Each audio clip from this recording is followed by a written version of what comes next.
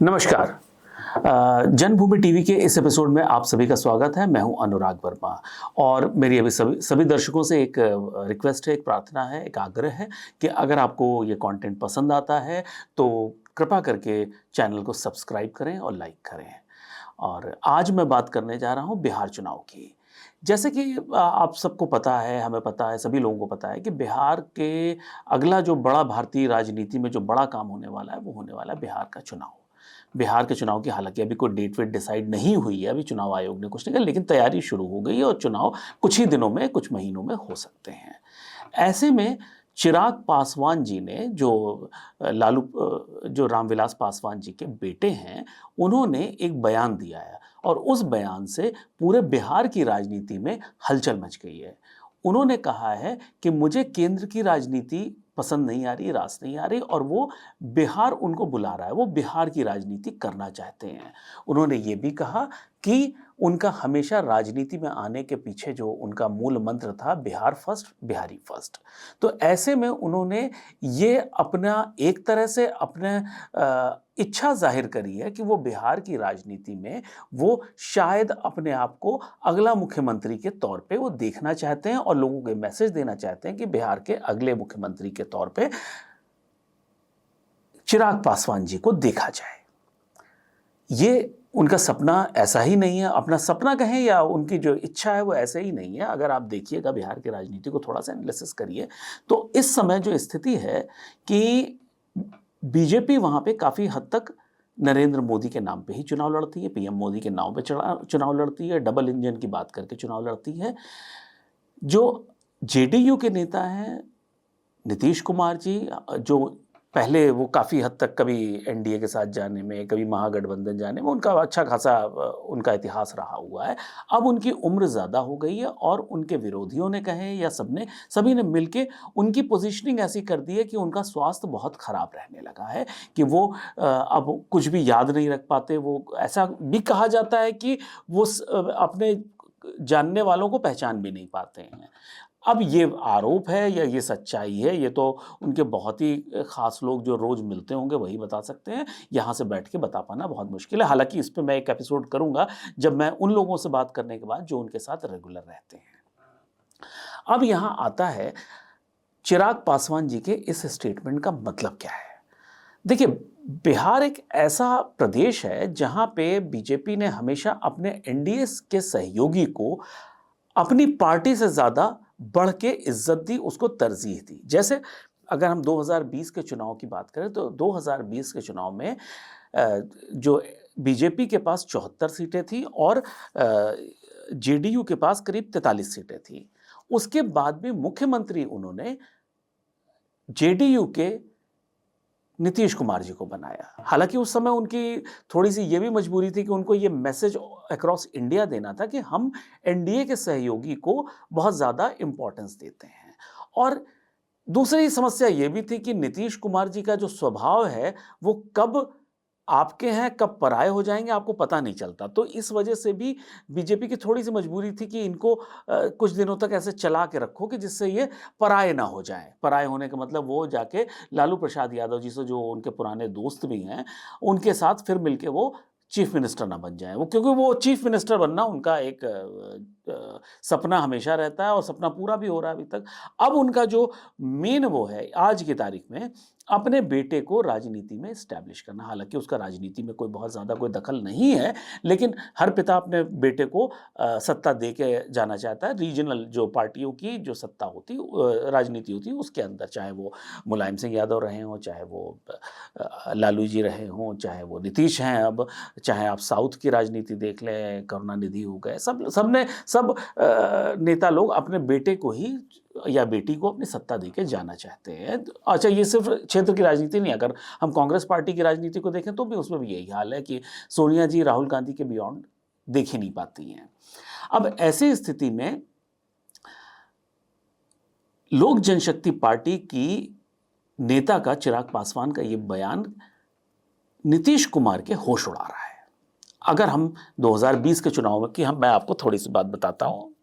2020 का जब चुनाव हो रहा था तो उसमें बीजेपी 110 सीटों पे लड़ी थी और जेडीयू 115 सीटों पे लड़ी थी। बीजेपी उसमें से 74% सीटें जीती थी और जेडीयू 115 में से मात्र 43 सीटें जीती थी। यानी करीब 1/3 के आसपास जेडीयू जीती थी। अब इस समय जब चुनाव होने वाला है तो निश्चित रूप से जो सबसे पहला चुनाव में जाने से पहले अलायंस जो बनता है वो सबसे पहली चीज़ ये बनता है कि इस जो गठबंधन है इसमें किसको सीटें कितनी मिलेंगी। अब जेडीयू अगर इसी 115-110 के आसपास अड़ा रहेगा तो बीजेपी के सामने, एनडीए के सामने समस्या क्या आती है कि जो बीजेपी का स्ट्राइक रेट पिछले चुनाव में से 110 में से 74 सीटों का था, तो वो ज़्यादा सीटें अपने पास रखेगी कि ज़्यादा सीटें जेडीयू को देगी। नंबर 2, एक चीज़ और है जो बीजेपी का और जो घटक दल है, जैसे मुकेश साहनी की है वीआईपी, विकासशील इंसान पार्टी, वो भी अब बड़ा स्टेक मांग रही है क्योंकि उनकी जो जाति है उसका बिहार की राजनीति में एक बड़ा दखल हो गया है। जितेंद्र राम मांझी की जो पार्टी है एचएएम, उसमें भी हिंदुस्तानी अवाम मोर्चा, उस वो भी अब ज़्यादा सीटें मांग रही है। जो पिछले चुनाव में वीआईपी को 11 सीटें मिली थी और एचएएम को 7 सीटें मिली थी, अब वो लोग भी ज़्यादा मांग रहे हैं। अब ऐसी स्थिति में अगर जेडीयू अपनी 115 सीटों पे अड़ा रहा या 110 सीटों पे अड़ा रहा, जिसका स्ट्राइक रेट 33-35% के आसपास है, 35% के आसपास है, तो इस स्थिति में बीजेपी के लिए प्रॉब्लम हो सकती है। तो राजनीतिक जो जानकार हैं वो ये भी मान रहे हैं कि जो चिराग पासवान का ये स्टेटमेंट है, ये नीतीश कुमार की परेशानी बढ़ाने के लिए किया गया। पिछली बार के भी चुनाव में ये एक र्यूमर है, ये एक अंदाजे लगाए गए हैं कि जो एलजेपी जो है पिछले चुनाव में एनडीए का हिस्सा नहीं थी। वो केंद्र में एनडीए का हिस्सा थी लेकिन स्टेट की राजनीति में वो इंडिपेंडेंट होकर लड़ी थी और बाद में उन्होंने अपने आप को, चिराग पासवान जी ने अपने आप को मोदी जी का हनुमान भी बताया था, क्योंकि वो चुनाव साथ नहीं लड़े थे। तो उसमें बहुत सारे लोगों का कहना यह है कि वो बीजेपी का ही स्ट्रैटेजिक मूव था कि किस तरह से नीतीश कुमार जी को हाशिए पे लाया जाए। क्या इस बार भी ऐसा ही एक उद्देश्य है? देखिए, अगर इस बार का जो एनडीए का गठबंधन है, अगर उसमें एलजेपी भी साथ लड़ेगी तो सीटों का बंटवारा कैसे होगा? जेडीयू अगर अपनी सीट में एक सब्सटैंशियल गिरावट नहीं लाता, अगर मान लीजिए बीजेपी इस समय 70% के स्ट्राइक रेट के साथ चल रहा है, तो इस हिसाब से भी, और अगर ये एनडीए का स्ट्राइक रेट के हिसाब से, सीटों के हिसाब से अगर उसको सीटों का एलोकेशन देखा जाए तो 55-60 सीट के ऊपर नहीं मिलनी चाहिए। लेकिन ऐसी स्थिति में जब बीजेपी को, एलजेपी को भी प्रॉपर शेयर देना है, एचएएम को भी देना है, वीआईपी को भी देना है, तो जेडीयू का हिस्सा ही कम होगा।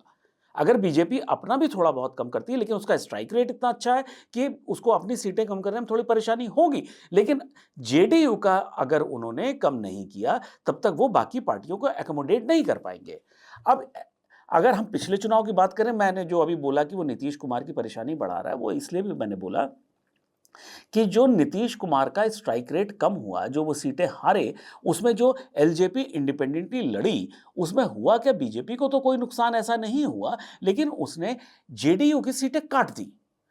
उस जेडीयू की सीटें कटने में आरजेडी का थोड़ा बहुत फायदा हो गया, इंडिपेंडेंट्स का फायदा हुआ, लेकिन नीतीश कुमार की पार्टी थोड़ा हाशिए पे चली गई। अगर आप भाजपा की राजनीति को देखेंगे ना, तो भाजपा कभी भी किसी भी स्टेट में मुख्यमंत्री या कोई अपना घटक दल इतना स्ट्रांग नहीं रखता कि उसका एक बहुत बड़ा राष्ट्रीय राजनीति में कोई से हो या स्ट्रेक हो।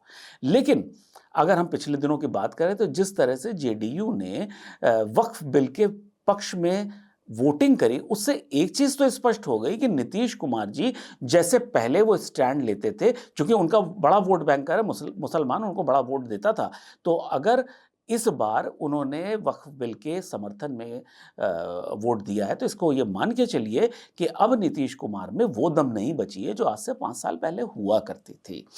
अब आज की स्थिति में ये बीजेपी का ट्रम्प कार्ड है या ये चिराग पासवान का अपना एम्बिशन है? देखिए, कोई भी क्षेत्रीय दल होता है ना, वो उसका एक सपना होता है राष्ट्रीय राजनीति में मंत्री बन के, खाद्य प्रसंस्करण मंत्री बन के वो आनंद नहीं आता है जो क्षेत्रीय दल के नेता को अपने प्रदेश में मुख्यमंत्री बन के आता है। जो जातिगत जनगणना हुई उसमें आज ये पता है चिराग पासवान को कि उनकी जाति का शेयर जो है वोट परसेंटेज 5-6% है। 5-6% इतना बड़ा वोट बैंक होता है कि वो राष्ट्रीय राजनीति में बड़ी पार्टी की आर्म ट्विस्टिंग कर सकें।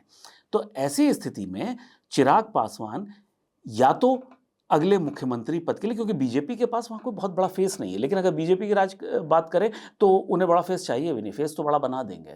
तो अगर हम चिराग पासवान की बात करें तो शायद वो इसी चीज़ को सोच के कि अगर नीतीश कुमार 40-43 सीटों के साथ 243 की विधानसभा में, 245 की विधानसभा में अगर 43 सीट के साथ मुख्यमंत्री बन सकते हैं तो वो भी बन सकते हैं, वो भी अपना क्लेम तो कर ही सकते हैं।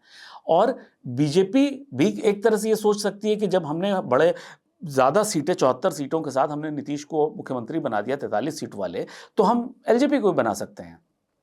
ऐसी स्थिति में अगर चिराग पासवान ये सपना देख रहे हैं तो ये गलत नहीं है। और दूसरी चीज़ है कि क्या चिराग पासवान ये जेडीयू की नीतीश कुमार की आर्म ट्विस्टिंग करने के लिए तो नहीं कर रहे हैं जिससे वो ज़्यादा बड़ा शेयर ले सके सीटों में। अगर उनका सीटों का शेयर ज़्यादा होगा तो वो ज़्यादा सीटें जीतेंगे और हो सकता है उनका भी क्लेम बन जाए मुख्यमंत्री बनने के लिए। तो बिहार के राजनीति पे अभी फ़िलहाल इतना ही। अब बिहार की राजनीति पे हम लोग बात करते रहेंगे। बहुत जल्दी अगले एपिसोड के साथ फिर मिलेंगे। तब तक के लिए नमस्कार।